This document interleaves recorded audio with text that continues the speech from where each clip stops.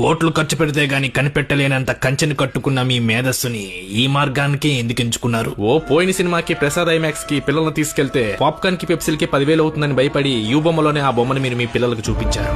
ఆ రోజు మీరు పడిన ఆనందాన్ని అందరి అరుగు దగ్గరికి అందించాలని ఈ మార్గాన్ని ఎంచుకున్నారు. You have my data. ఒకప్పుడు సింగిల్ థియేటర్ గల్లీకి ఒకటి ఉండేవి.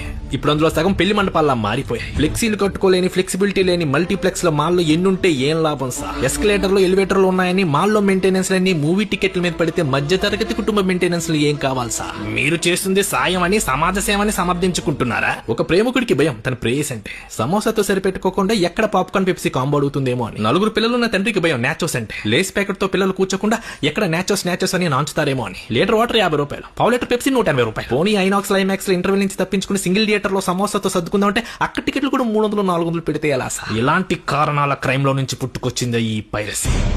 ఎవడెవడు ఏ బొమ్మలో యూ బొమ్మలో చూసారో ఒకసారి గుర్తు తెచ్చుకోండి. సర్వర్లో మాయం చేసే మేము మీ డేటాని మా వశం చేసుకోగలమని గుర్తు పెట్టుకోండి. మమ్మల్ని లోపలేస్తే మా దగ్గర ఉన్న మీ డేటాని బయటేసి సరికొత్త బొమ్మని యూ బొమ్మలో పెట్టి ఊబిలోకి లాగేస్తానే విషయాన్ని అర్థం చేసుకోండి.